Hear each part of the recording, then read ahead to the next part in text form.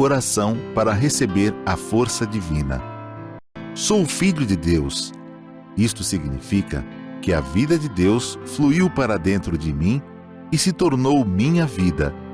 Por essa razão, dentro de mim se aloja a força curadora infinita de Deus.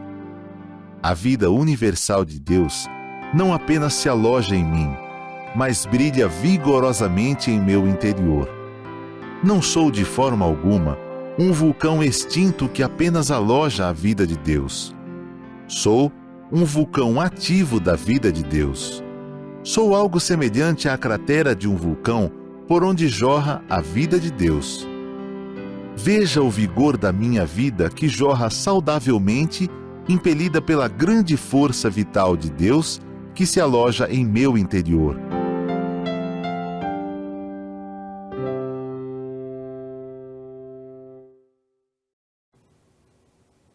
Olá, muito obrigado a todos, sejam bem-vindos. Obrigado antecipadamente pela sua audiência.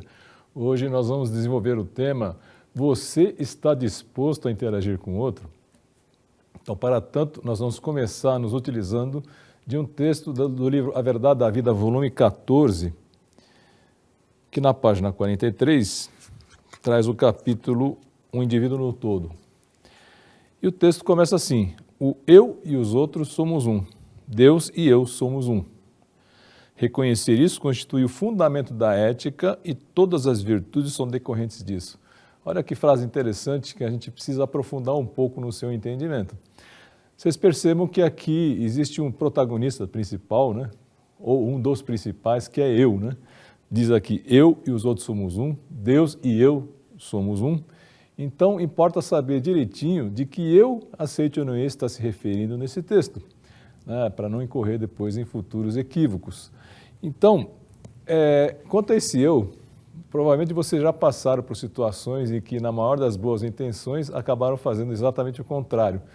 Por uma força que veio de dentro, às vezes superior à nossa vontade, acabamos realizando aquilo que é oposto ao que nós pretendíamos, que é, de repente, fazer o bem, né?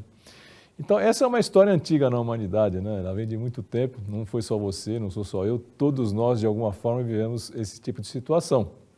Assim como também Paulo, lá na Antiguidade, né? No início do catolicismo, do cristianismo, né? E Paulo, então, viveu essa angústia de ter alguma coisa dentro de si que, às vezes, ia de encontro justamente ao oposto do que ele pretendia, que é fazer o bem. E então, na Verdade da Vida, volume 14, esse que eu tenho em mãos, está na página 36. O apóstolo Paulo clama dolorosamente. Então, essa divisão em si, né, em nós mesmos, causa profunda dor, profunda angústia. Eu não entendo o que faço, pois não faço o que gostaria de fazer. Pelo contrário, faço justamente o que odeio. Isso está na carta aos Romanos, Romanos 7, 15. Então, ele está descrevendo aqui uma guerra civil dele com ele mesmo, né? Então, ele está se sentindo dividido no sentido de ter duas vontades dentro dele. E continua também em Romanos, desta vez agora de 18 até 24, capítulo 7, 18 a 24, dizendo o seguinte: isso mostra que de fato já não sou eu quem faz isso, mas o pecado que vive em mim é que faz. Pois eu sei que aquilo que é bom não vive em mim, isto é, na minha natureza humana. Porque mesmo tendo dentro de mim a vontade de fazer o bem, eu não consigo fazê-lo. Pois não faço o bem o que quero, mas justamente o mal que não quero fazer é o que eu faço. Né? Então são situações humanas mesmo que persistem até hoje, né? É o caso da pessoa que é viciada em fumo, quer parar, sabe que faz mal, não só a si próprio, mas também para as pessoas que a rodeiam, no entanto não consegue, né? Tem a vontade de parar, mas algo a impede, algo a sabota, né? Algo solapa essa intenção. Da mesma forma, a pessoa que tem outro tipo de vício, né? O vício da bebida ou de outros produtos, vamos dizer assim, né? E atitudes também, né? Então, nesse sentido, a pessoa se vê dividida. Ela quer fazer alguma coisa, mas algo dentro dela impede. Assim como Paulo, é o que o Paulo está vivendo, né? E lógico que esse tipo de situação deixa a pessoa angustiada, não deixa bem, né?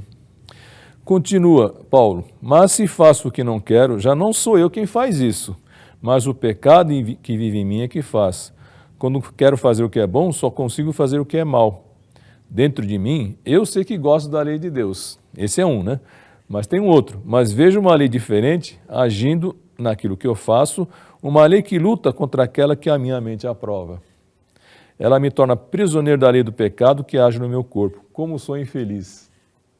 Quem me livrará desse corpo que me leva para a morte? Então, Paulo já está começando a conscientizar aqui, né, que existe um eu, né, meio disfarçado que está tomando as ações e até comandando em certos aspectos, né, como eu disse, a pessoa quer parar de fumar, quer parar de ter aquele vício, mas não consegue. Mas quando a pessoa conscientiza, aqui é o mestre Masaru Taniguchi explicando, dentro de mim está atuando algo que não é o meu eu, está sendo feita a distinção perfeita entre o eu verdadeiro e o eu falso. Né? Então, o eu verdadeiro é aquele que quer ter uma vida que vale a pena ser vivida, lógico, com toda a liberdade, sem ser presa de vício nenhum, né? Nem prejudicando a si próprio e os outros, muito pelo contrário, vivificando-os, e um eu falso, que às vezes impede, né, a ação desse eu verdadeiro. A descoberta que Paulo fez desse algo que não é o meu eu, é que constitui a fase preliminar do arrependimento. Né? Então, se a pessoa ainda está se identificando com esse eu falso, ou como foi dito aqui, né, está se identificando com o pecado, ela está ainda muito presa, né? Ela está deixando que alguém chamado eu falso tome o lugar do eu verdadeiro, né? Usurpe o lugar do eu verdadeiro e assim, às vezes, está, de repente, conformada com a situação, né? Mas o importante é que dentro de nós existe algo que nos leva ao inconformismo, né? Então, o arrependimento é justamente a primeira fase desse sentimento de inconformismo. Não é possível para essa pessoa, né? Tem algo dentro de mim que não pode ser eu mesmo. E o professor Masaru Taniguchi prossegue. Paulo percebeu que a força que o faz praticar o mal, que existe no seu interior, a força do pecado, impossível de controlar com sua própria força, foi totalmente anulada pela crucificação da carne de Cristo. A cruz é o sinal de anulação. Ele percebeu pela crucificação de Cristo que o eu pecador já não existe. Então, Cristo morreu e ressuscitou. O que quer dizer isso? Morreu aquele conceito de que eu sou um corpo carnal, portanto sujeito aos pecados. O pecado na essência não é apenas o encobrimento da imagem verdadeira, é o encobrimento da imagem divina do homem. Então, esse pecado, ao ser crucificado, ele desaparece, morre. E o que renasce é Cristo, Ou seja, a virtude, o bem absoluto, é isso que renasce. Então, Paulo fez essa crucificação, de tal forma que, então, o que restou daquela morte do falso eu, a morte do falso eu, o arrependimento do falso eu, restou, então, o eu verdadeiro. Porém, quando compreendeu que o falso eu desapareceu com a cruz de Cristo, esse eu falso, que já estava separado, caiu e foi reduzido ao nada original. O que quer dizer nada original? Porque Deus não criou pecado algum. Deus não seria tolo a ponto de criar o ser humano, o homem, cheio de pecados, para depois resgatá-lo. Na verdade, o homem já foi criado isento de máculas, isento de pecado. Essa é a imagem verdadeira do homem, assim a Sétima apregoa. Então, quando cai esse eu falso, esse que pratica os pecados, ou, dizendo de maneira mais clara, aquele que fumou, aquele que está viciado, aquele que está dependente de drogas, por exemplo, esse é um eu falso. Aquele que errou sempre é o eu falso, porque Deus não criou. Sendo o eu falso, basta então que Cristo opere suas obras para que ele desapareça, porque ele nunca existiu na verdade. Desde então, quando Paulo despertou para essa verdade de que o eu falso é originariamente inexistente e foi simplesmente extinto ao ser crucificado na cruz, passou a realizar milagres incríveis, mesmo sendo preso e encarcerado, a porta abria-se sozinha para ele sair. Todos os doentes que ele tocava se curavam. Afinal, tudo isso era a manifestação do seu eu verdadeiro, ou seja, da sua imagem verdadeira. Então, permitir que Cristo viva em você significa que você está permitindo que aquele eu falso, tome o seu rumo em direção ao nada, que é de onde ele pertence mesmo, porque nunca foi criado por Deus. Então, é bastante importante que a gente tenha essa noção dos dois eus, que em primeira instância parece que existem, o eu falso e o eu verdadeiro, mas a Sétima explica que esse eu falso jamais existiu, porque não é criação de Deus. E quando Cristo do seu interior age, faz com que esse eu falso, ele simplesmente retorne ao nada original. Tá, dizendo em termos mais concretos, né? Certa feita eu recebi um pedido de algumas pessoas, né? Estava na Academia de Ibiúna. Para quem não sabe, a Academia de Ibiúna da CETINEE é uma academia de treinamento espiritual onde se realizam seminários nos quais essa mensagem do você é filho de Deus, você é isento de máculas, você tem potencialidade infinita, isso é estudado de maneira intensiva, né? Com um horário bastante intenso, desde as 6 horas da manhã até 8 ou 9 horas da noite, né? Nós, então, estudamos e vivenciamos, estudar é importante, mas vivenciamos também essa verdade que o homem é filho de Deus. Então, isso equivale a um curso intensivo, né? Para que esse Deus, o Filho de Deus que está em você, consiga se manifestar ainda mais brilhantemente. Então, numa ocasião dessas, algumas pessoas vieram falar, olha, nós trouxemos uma amiga, né? E vai pedir orientação pessoal para você, né? Falei, tudo bem. Mas, olha, você toma cuidado, né? Porque ela é evangélica e dependendo do que você falar, ela vai ficar brava, né? Tá bom, eu falei, tudo bem. E é tranquilo, porque a CETINEE tem como um dos pés do tripé doutrinário, né, a verdade de que todas as religiões vieram de um único Deus, né? Então, não tem problema de sectarismo nenhum em relação à CETINEE, né? O ensinamento da CETINEE, ela é capaz de dar luz a todas as religiões, né, inclusive aquelas que se nomeiam como evangélicas. Então, não tem problema nenhum. E, de fato, essa senhora, né, eles trouxeram uma senhora que era evangélica, veio comigo no devido momento e pediu uma orientação. Falei, tudo bem, o que está acontecendo, né? Reclamação dela era em relação ao marido, né? Então, estava muito insatisfeita com o marido, né? E ela dizia que o marido era muito acomodado, né? Ou seja, não fazia nada. Então, se precisasse fazer alguma coisa na casa, alguma reforma, ela que tinha que correr atrás de tudo, né? Mesmo na parte profissional, ele entendia que ele era muito acomodado, né? Em vez de fazer alguns cursos para aprimoramento profissional, ficava lá simplesmente sem fazer nada, tocando simplesmente o dia a dia, sem procurar nenhum tipo de progresso. Essa é a visão dela, né? E ela estava muito brava com essa pessoa, né? Estava muito brava com o marido, então resolveu fazer greve, né? Greve de amor, né? Então fechou qualquer possibilidade de ter contato mais íntimo com a pessoa, porque essa é a maneira de ela mostrar que estava insatisfeita com a atitude daquele marido, né? Bom, ela passou bastante tempo reclamando, né? De fato, ela tinha vários itens, né, em que ela se sentia bastante insatisfeita com a acomodação do marido. Terminada essa fase de exposição das reclamações, né, acho que ela se colocou numa disposição de ouvir, né? E aí eu fiz uma pergunta, cuja resposta eu já sabia, né? Eu perguntei a ela, olha, você acredita em Jesus Cristo, não acredita? Ela falou, sim, lógico que eu acredito, né? Pois é, se Jesus Cristo voltasse hoje, como é que ele descreveria seu marido? Do jeito que a senhora está descrevendo? Aí caiu um banho, né, uma ducha de água fria nela, né, e ela percebeu então que, nossa, o que está acontecendo, né? Se Cristo voltasse, será que ele descreveria meu marido do jeito que eu estou descrevendo? Obviamente que não, né? Ela fala, nunca ninguém me falou isso, ela disse, né? Pois é, mas é assim mesmo, viu? O que eu vou fazer aqui é arrancar seus olhos. Ela já recuou assustada, né?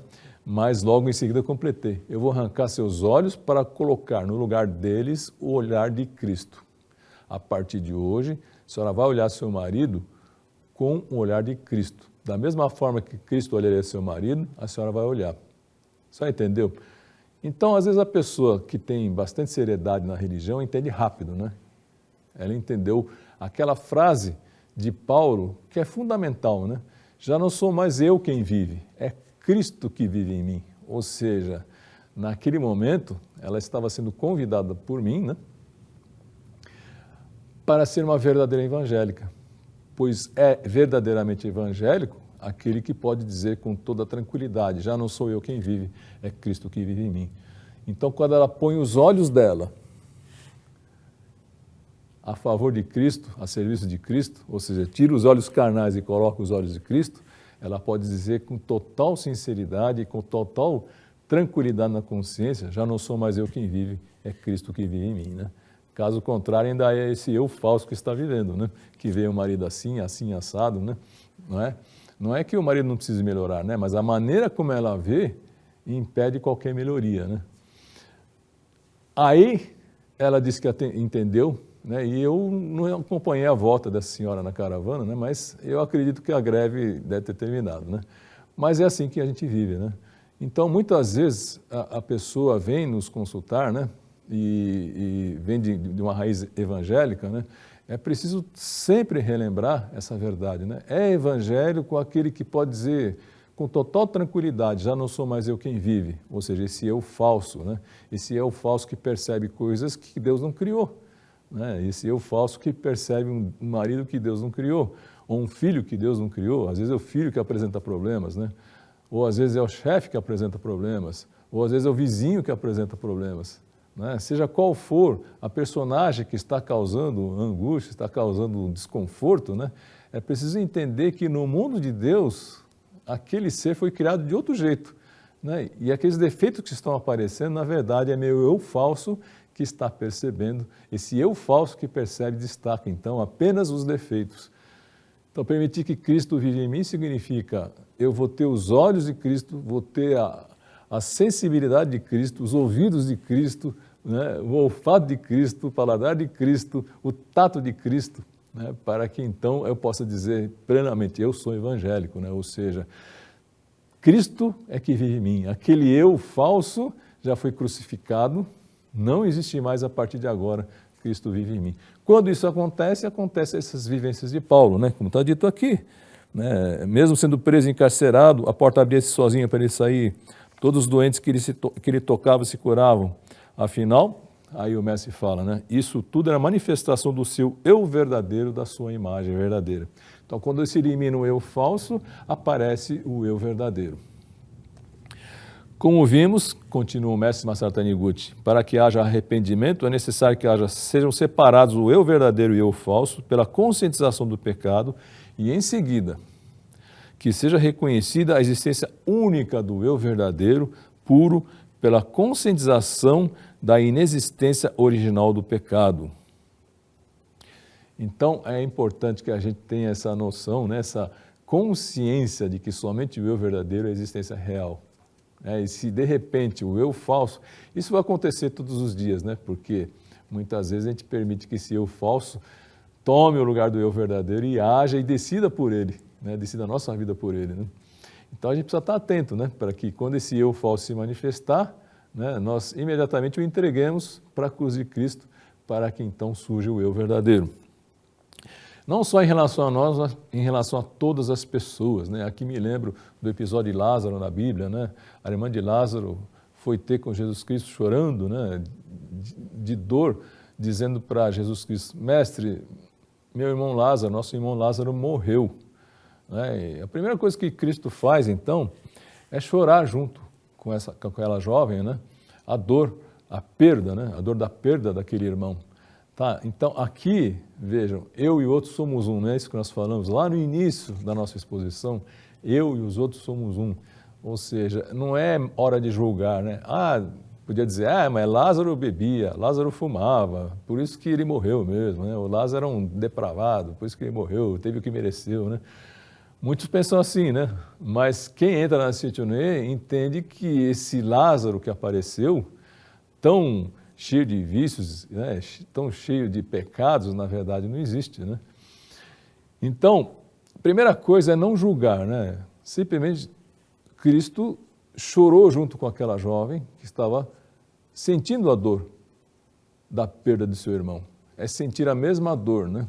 Esse é o primeiro passo mesmo, né? Eu e o outro somos um. Mas, a partir daí, é preciso que a outra verdade entre em ação, né? Como nós dissemos lá no início, né? Eu e outros somos um, e também eu e Deus somos um, né? A partir daí, é importante que a pessoa, depois de ter se conduído, né, de ter se solidarizado com aquela perda, ela permita que essa relação com Deus comece a operar na sua vida, né? E assim, então, ele fala, graças te dou, Deus, porque sempre me ouves, né? Ou seja, ele agradeceu a Deus antecipadamente porque sabia que todas as suas orações eram ouvidas. Graças te dou, Deus, porque sempre me ouves, né? Então, entrou em sentimento de gratidão, né? E isso é o que a Seitonê ensina na revelação divina da grande harmonia, né? Se queres chamar-me, ou seja, chamar Deus, reconcilia-te com todas as coisas do céu e da terra e chama por mim. Reconciliar-te significa agradecer a todas as coisas do céu e da terra. Ou seja, se está grato a todas as coisas e todas as pessoas também do céu e da terra, Deus se revela na sua vida, porque Deus é amor, né? Deus é amor significa essa relação, né? Ou seja, Deus e eu somos um. Existe uma relação de amor entre Deus e o homem e entre o homem e Deus. Então essa relação começa a viver e a partir daí então Cristo já agradece essa relação, sente muita gratidão por essa relação em relação a todas as coisas do céu e da terra e então começa a perceber a sabedoria de Deus fluindo através de si próprio, né? Então ele declara, não, calma, Lázaro não morreu, apenas dorme, vou para despertá-lo, né? E chegando lá onde estava enterrado o Lázaro, na tumba, já havia 4 dias, segundo os relatos, né? Ele disse simplesmente, Lázaro, sai. Deus havia dado a ele a percepção, contrária a todas as pessoas que rodeavam aquele evento, de que Lázaro não estava morto, estava apenas dormindo e que bastava chamá-lo e que ele viria então para fora da tumba, né? E ao declarar Lázaro, sai, vem para fora, né? De fato, Lázaro ressuscita e começa a caminhar, mesmo depois de 4 dias de morte, né? O importante para nós, segundo ensina o professor Masaru Taniguchi, é nós apreendermos o sentido simbólico dessa passagem, né? Lógico, se nós continuamos pensando que este é uma descrição de um fato histórico que aconteceu lá no Oriente Médio, mais de 2000 anos atrás, né? A gente está, de certa forma, estrangulando, apequenando essa passagem da Bíblia, né? E não retirando dela os verdadeiros ensinamentos, né? Então, o professor Masaru Taniguchi diz, Lázaro é uma figura simbólica. O que ele simboliza, Lázaro?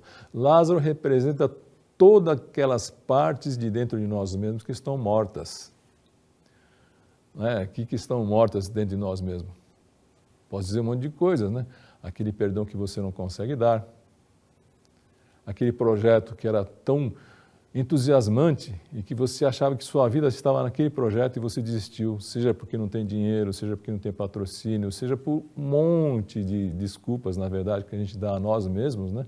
E não realizamos aquilo que nós viemos para realizar aqui na face da terra. Tudo isso são Lázaros, né?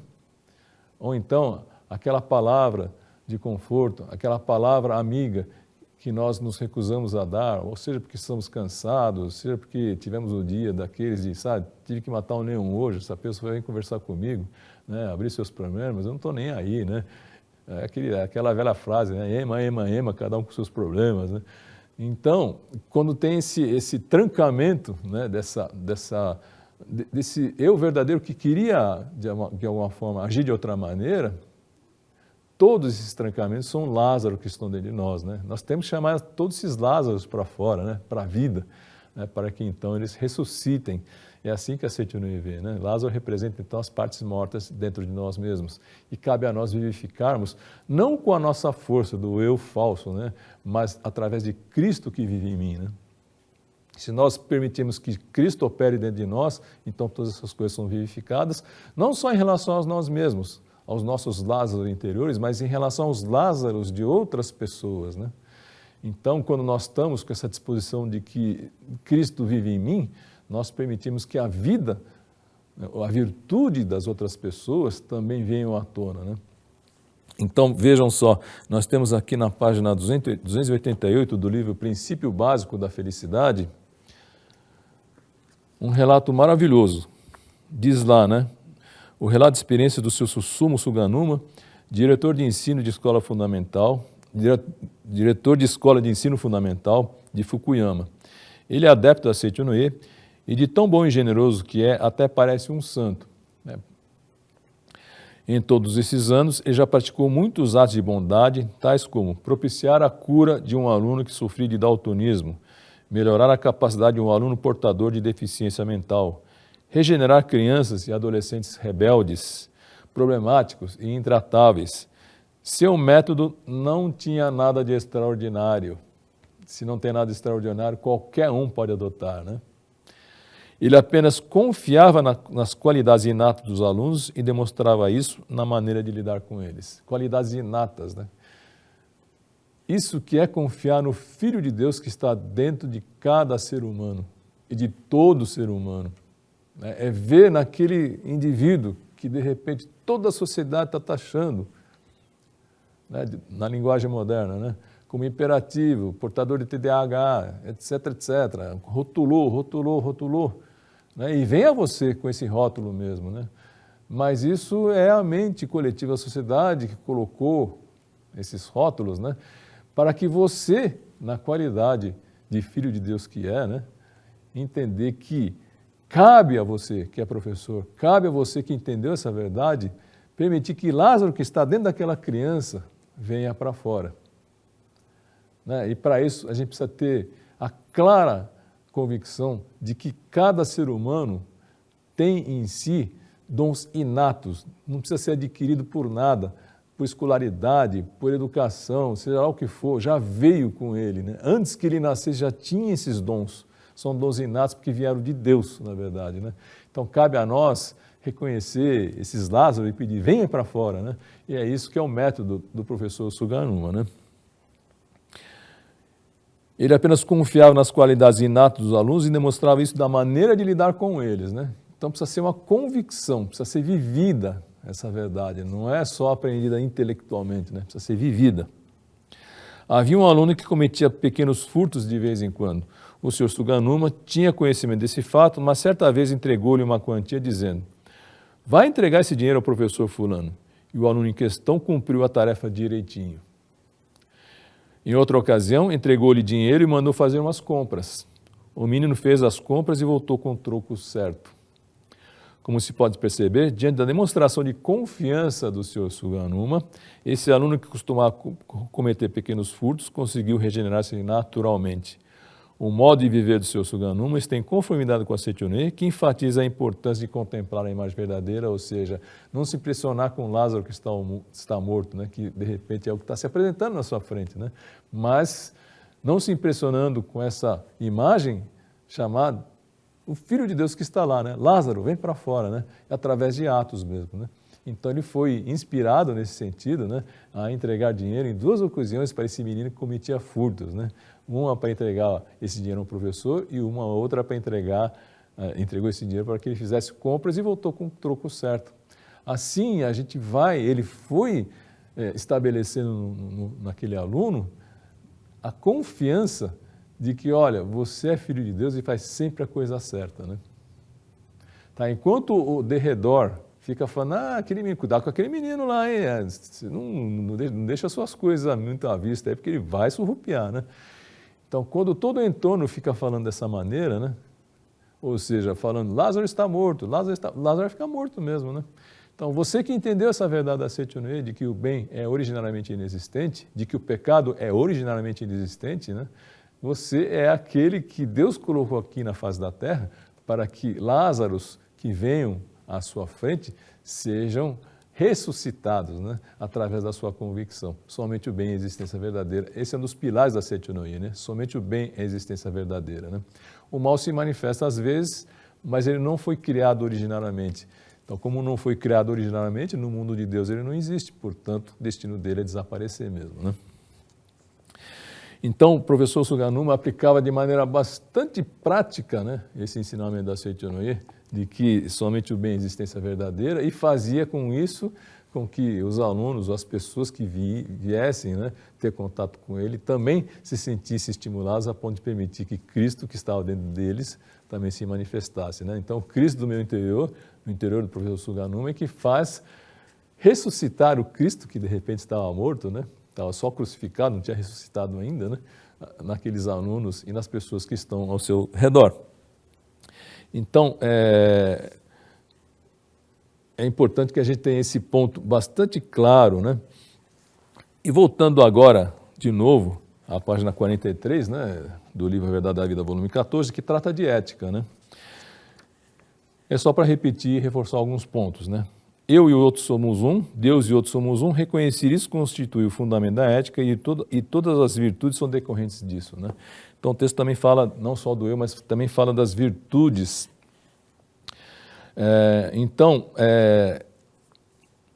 Virtude é uma coisa que a gente precisa estar definindo bem. Também nesse livro Princípio Básico da Felicidade ele faz uma exposição sobre o que é virtude, né? Então, vamos lá, na página 304, o professor Masato Nikuchi diz o seguinte, né? Virtude não é algo que possamos adquirir imediatamente. Então, nessa sociedade de consumo que a gente está vivendo, né, a gente é acostumado ou na internet ou nas prateleiras do supermercado encontrar o produto imediatamente aquilo que precisamos, né? No entanto, virtude não é objeto de consumo, né? Virtude precisa ser construída. É isso que ele está falando aqui, né? Por mais que concentremos o estudo dos livros de ensinamento, então não adianta só a leitura teórica dos livros da Seitonin, precisa da prática, né? No que concerne aos conhecimentos, se nos dedicarmos aos estudos com o máximo empenho, podemos adquirir até certo ponto uma aparência de intelectual, mas isso não faz brilhar a luz da verdade. Para alcançar o elevado nível espiritual em que a luz da virtude passe a emanar de todo o nosso ser, como se fosse uma auréola, precisamos praticar muitos atos de caridade de maneira discreta, né? É importante que seja discreto mesmo, porque quando é reconhecido aquele ato de virtude que você fez, você não acumulou nada, não acumulou nenhum ato de virtude, porque já está pago. Então, a gente sabe que no mercado corporativo, por exemplo, as empresas fazem questão de dizer, olha, nós somos empresa do bem, né? Nós praticamos a virtude, temos cuidado com o meio ambiente, temos o cuidado com os produtos que nós compramos, temos cuidado com a maneira como tratamos nossos empregados. Tudo isso é excelente, tudo isso é muito bom.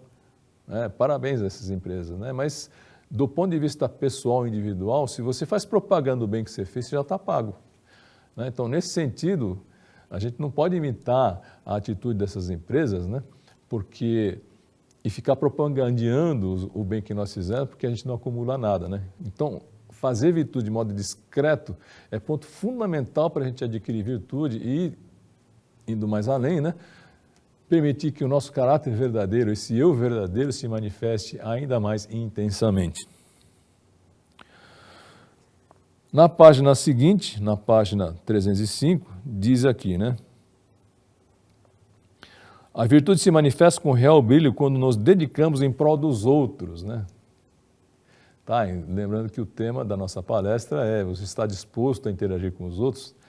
Então é importante que você esteja disposto mesmo, né? Porque sem os outros, sem essa interação com os outros, dificilmente a sua virtude poderá viver, né? Poderá brilhar. A virtude se manifesta com real brilho quando nos dedicamos em prol dos outros com toda a sinceridade e verdadeiro desprendimento. Então, virtude não é uma coisa tão complicada, né? Por exemplo, você fazer atos de gentileza no seu dia a dia, ou fazer atos que beneficiem alguém no seu dia a dia, né, de maneira discreta, é o que faz com que o seu caráter vá brilhando, né?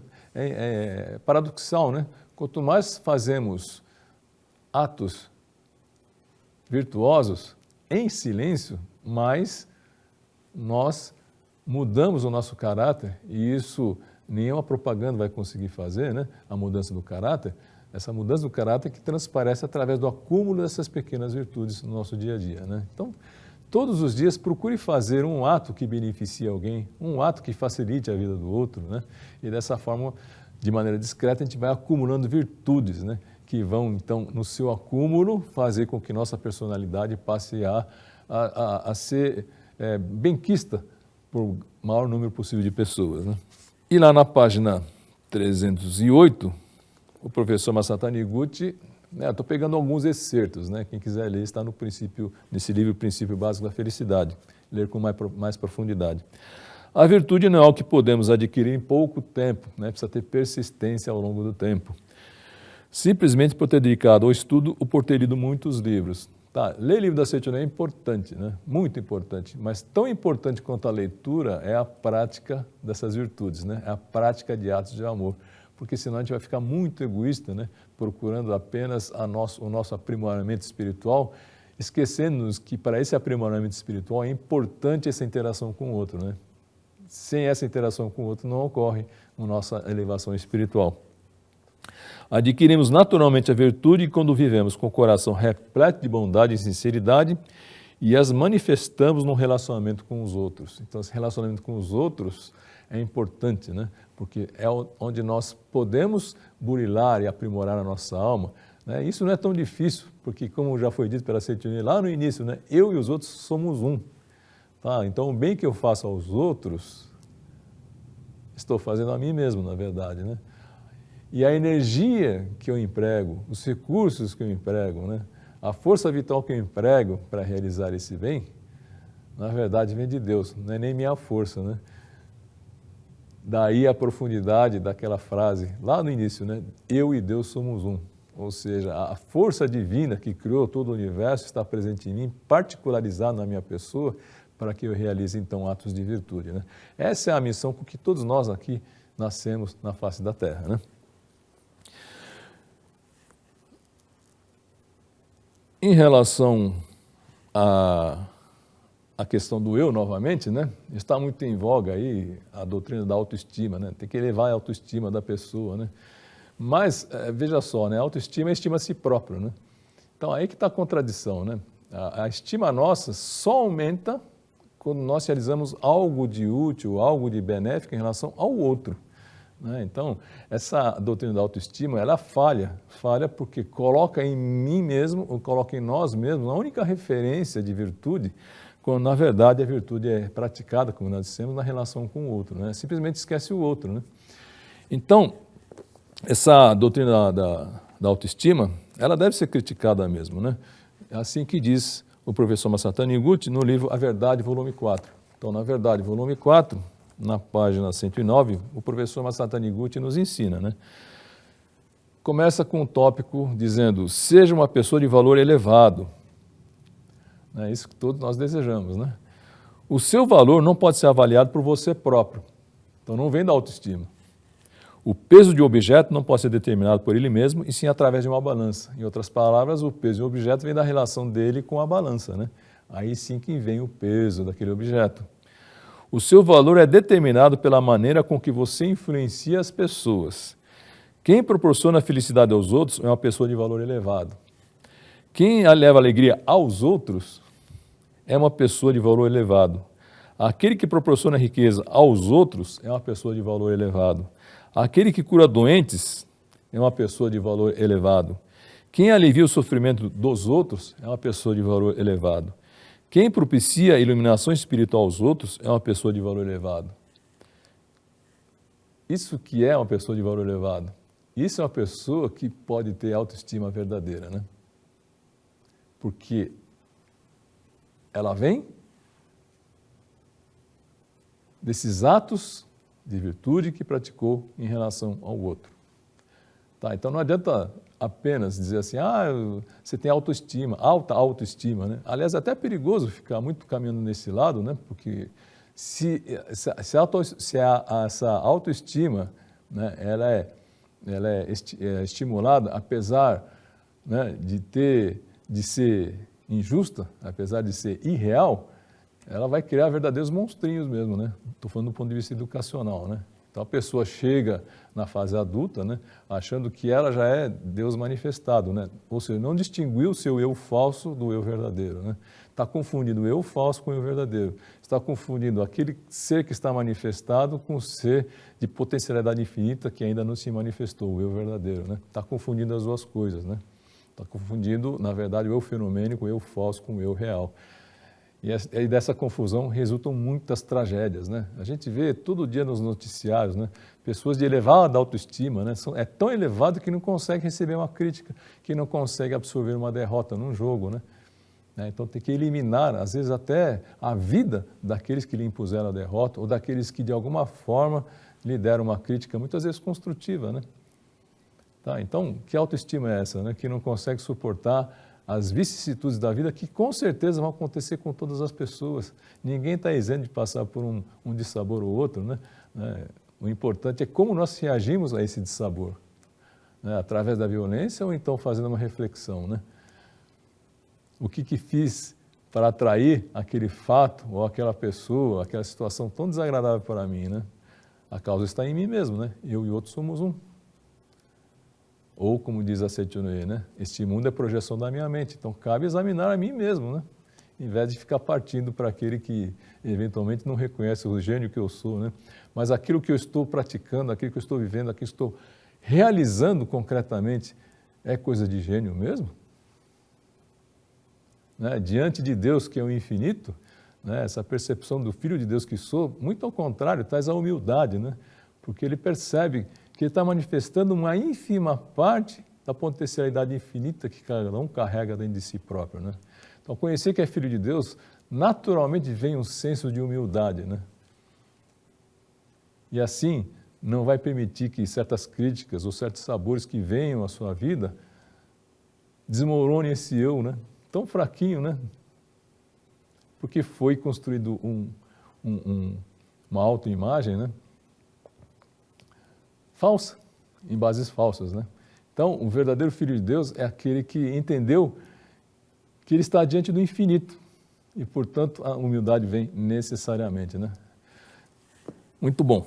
Então, feito isso, a gente vai, então, voltar à Verdade da Vida, volume 14, né? Naquele capítulo, o indivíduo no todo, onde, nesse capítulo, no qual o professor Masaru Taniguchi vai explicando que a gente faz parte de um grande, entre aspas, mecanismo, né? A gente faz parte de um todo, né? Se for pensar, nós fazemos parte de uma grandiosa orquestra sinfônica, cada um com o seu devido instrumento, né? Então, nessa grandiosa concertação com C, né?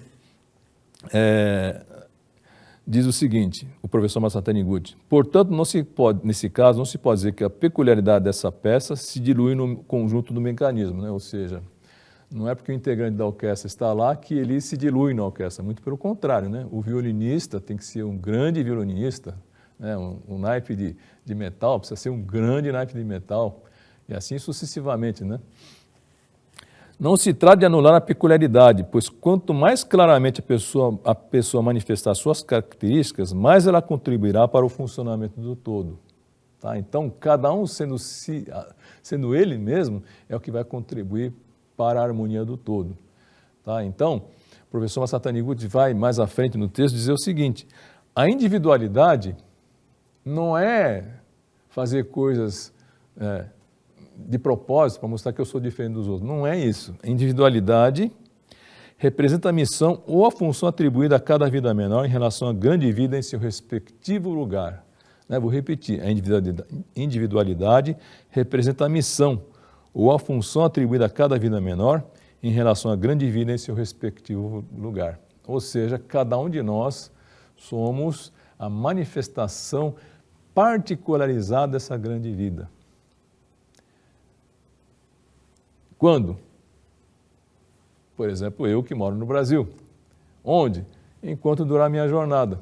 Então, enquanto durar minha jornada e onde eu estiver, preciso lembrar-me de que sou manifestação individualizada da grande vida. E por isso tenho uma missão própria, inerente a mim mesmo, que não pode ser copiada por ninguém e eu também não devo copiar de ninguém. É importante colocar isso porque nós vivemos numa sociedade de consumo de massas, né? Então, todos nós tendemos a ser tratados como massa e não como indivíduo, né? Mas você que conhece Saint-Honoré, é importante sempre fazer essa pergunta, então: o que estou sendo chamado a fazer? E essa pergunta deve ser dirigida à sua profundeza, a Deus que está vivendo no seu interior. Não é para A, B, C, pode perguntar, né, para quem você quiser, onde estará essa missão que cumpre a você cumprir. Mas o lugar mais certo de você receber a resposta é através do Deus do seu interior. É preciso que você crie o hábito de se interiorizar e fazer essas perguntas. Meditação Shinsokan, a leitura atenta e concentrada dos livros da verdade, a prática de atos de amor em relação ao próximo, tudo isso nos conduz para que nós possamos responder essa pergunta da maneira mais correta e adequada possível. O que eu estou sendo chamado a fazer nessa jornada chamada vida, né? Então é importante saber que cada um tem uma missão que é diferente das dos demais, né? Então não adianta procurar modelos de sucesso, modelos de êxito, modelos de beleza, né, que estão fartos aí, mas nenhum deles serve para você. Porque o modelo que serve para você é único, não tem outro, é único. E onde pode ser encontrado? Dentro de você. Então, se não tiver essa decisão de olhar para dentro de si, é importante essa decisão, você nunca obterá a resposta mais adequada para a pergunta: o que eu estou sendo chamado a fazer? E aí o professor Masaru Taniguchi, então, emenda a coisa dizendo o seguinte: no caso do ser humano, não agir de acordo com a missão para a qual foi criado é ser desordeiro e irresponsável, né? Então, dentro dessa grande concertação, da grande orquestra que nós estamos inseridos, né, da grande vida, né, não adianta o violinista querer ser o homem da percussão, né, porque o seu dom, na verdade, é outro, né? E quanto mais ele manifestar esse dom, melhor ele será por todo. Não adianta querer sair do lugar, né? Eu sou violinista, mas eu acho mais bonitinho trabalhar na percussão lá, né? Não adianta, porque esse dom que Deus te deu precisa ser desenvolvido e é uma missão inerente a você. O professor Masaru Taniguchi fala, né? A individualidade de uma pessoa ou peculiaridade de uma coisa é a característica que só essa pessoa ou só essa coisa possui, né? Então, saiba, todos nós temos um dom dado por Deus, um dom inato, né? Como o professor Suganuma tinha essa convicção, né? Dentro de cada pessoa tem dons inatos e cabe a nós, então, permitir que esses dons inatos vivam, né? Enquanto eles não vivem, são Lázaros que estão no nosso interior pedindo para renascer, pedindo para serem ressuscitados, né? Então, a gente precisa dar uma olhada profunda em nós mesmos, né?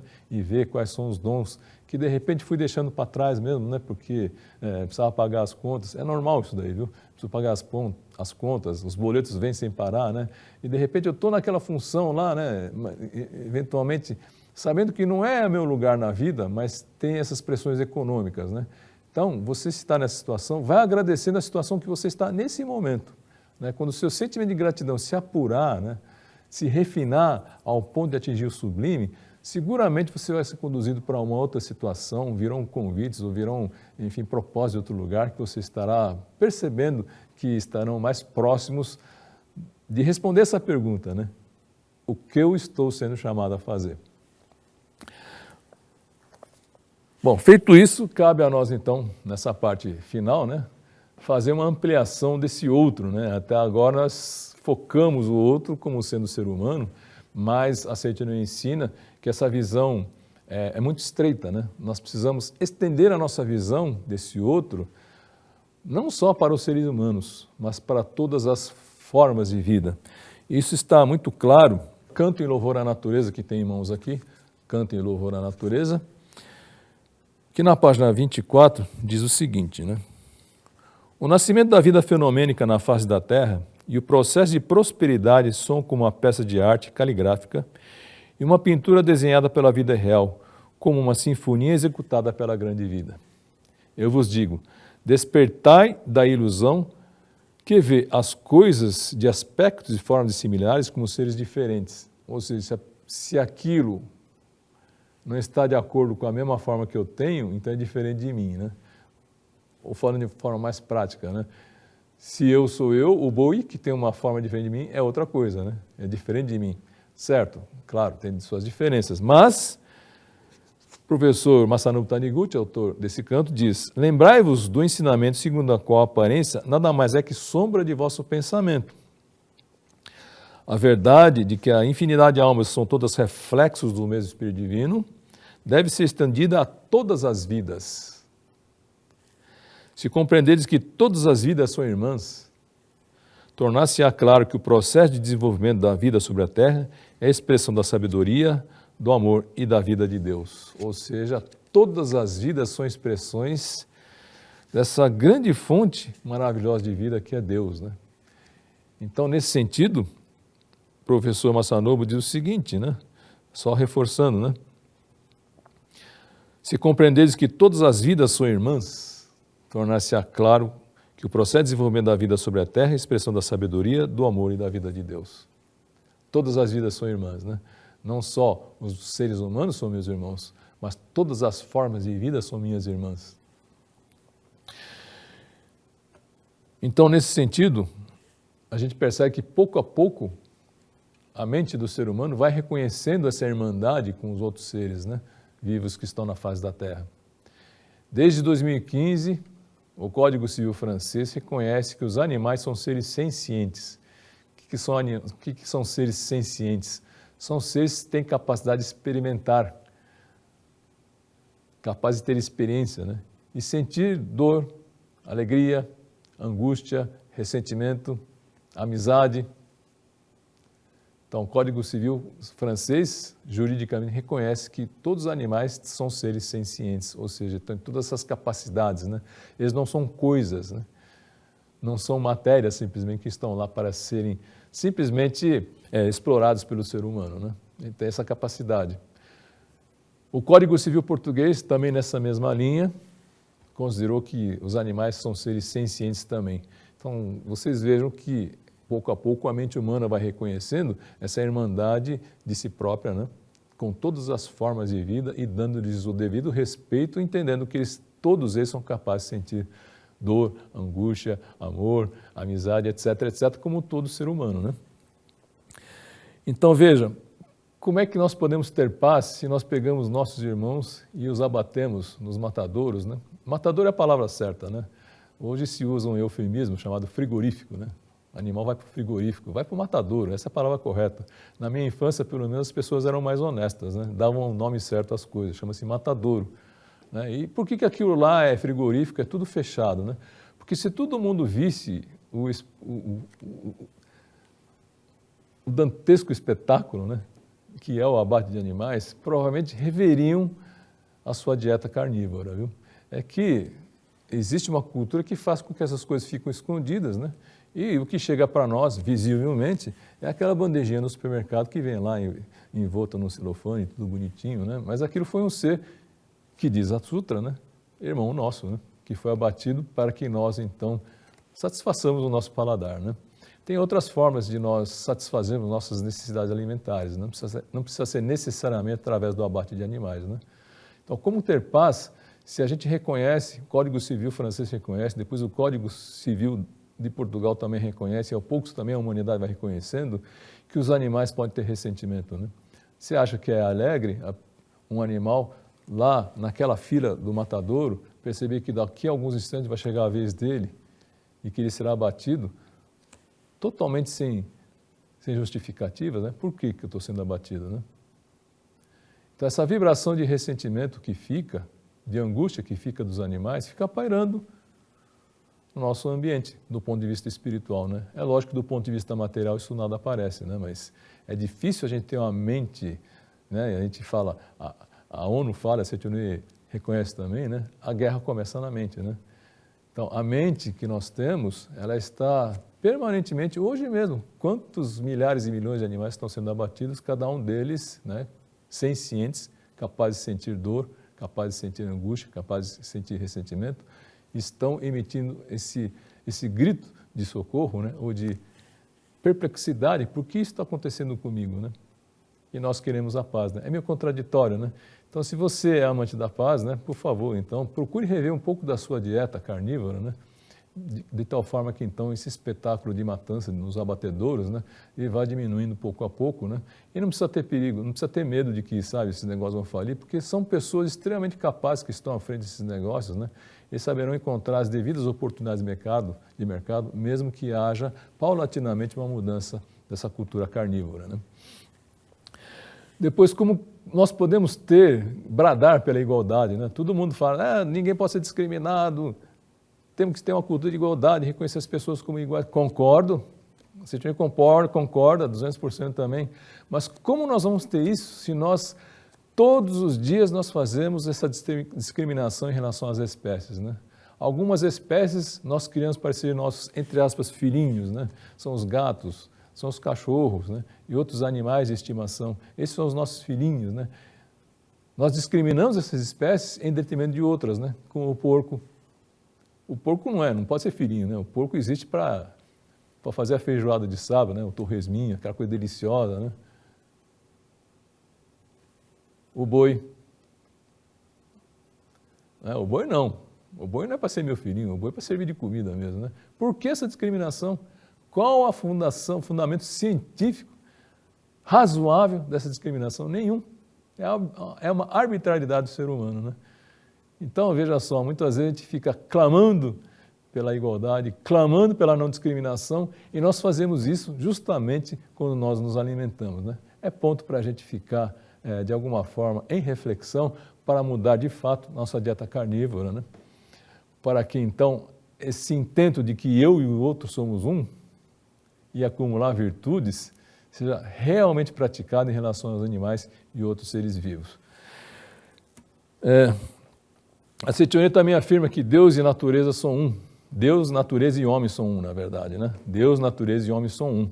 Tá? Então, quando fala assim, a pessoa pode falar, mas natureza, eu vejo lá nos canais de TV por assinatura, né? Aquelas lutas em que um come o outro, um foge do outro, né? Aquela disputa, né? Que, na verdade, o que é abatido como presa, né? Ele é morto, né?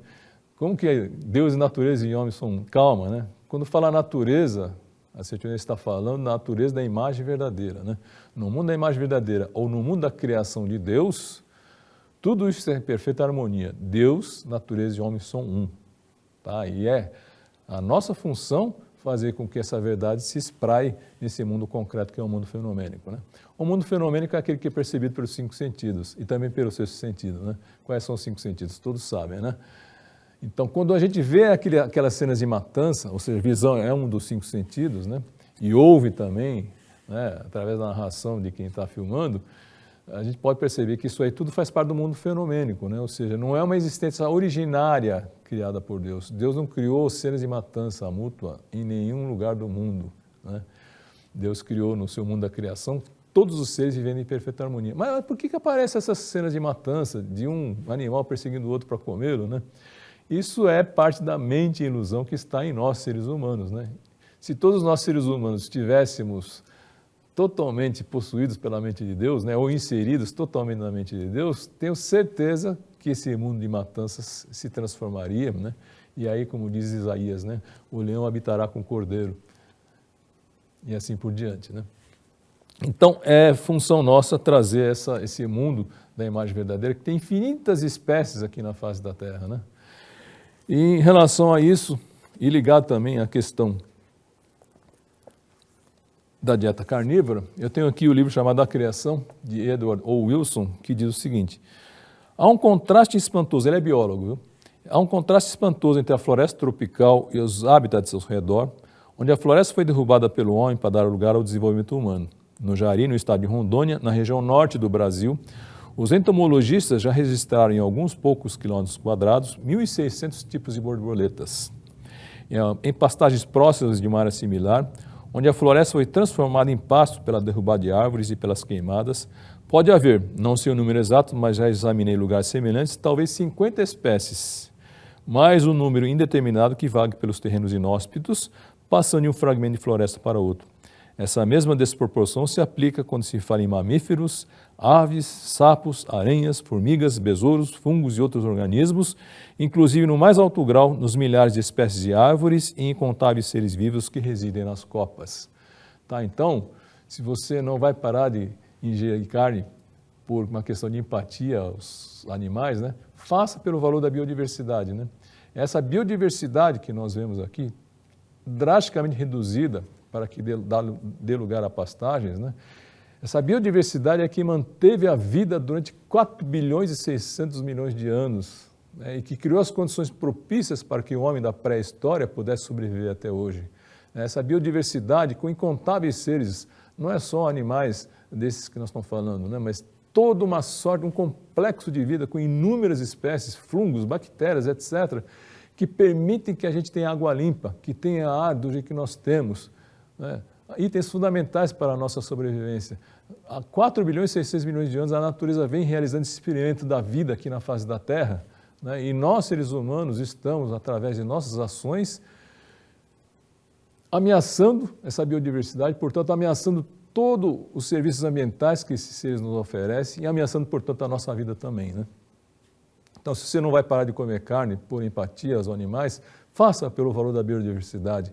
Essa biodiversidade estável, né, proporcionada por milhares, milhões de espécies, é que permitiram ao ser humano chegar onde chegou.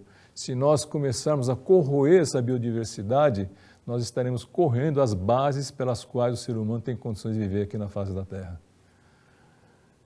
Então, assim encerro a minha exposição e eu gostaria então de terminar a nossa exposição fazendo a oração que está no livro Minhas Orações, né? É a oração para sintonizar a mente do pequeno eu com a mente de Deus. Mesmo que a mente do pequeno eu queira realizar algo, sua força é limitada e não consegue manifestar a força infinita do eu verdadeiro.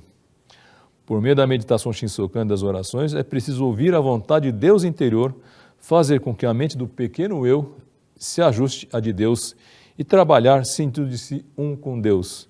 Para tanto, mentalizar todas as manhãs conforme segue.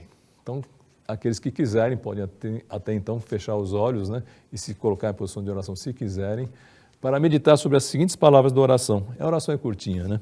Ó Deus, orientai-me durante o dia de hoje conforme a vossa vontade. Orientai-me com vossa sabedoria, de tal modo que meus atos sejam para a vossa glória e tragam benefícios para a humanidade. Tá, mais uma vez, né? Ó Deus, orientai-me durante o dia de hoje conforme vossa vontade. Orientai-me com vossa sabedoria, de tal modo que meus atos sejam para a vossa glória e tragam benefícios à humanidade. A todos pela atenção dispensada. Se você gostou do conteúdo, por favor, dê o seu like. E agradecemos a oportunidade de estar com vocês e até uma próxima vez. Muito obrigado a todos. Muito obrigado.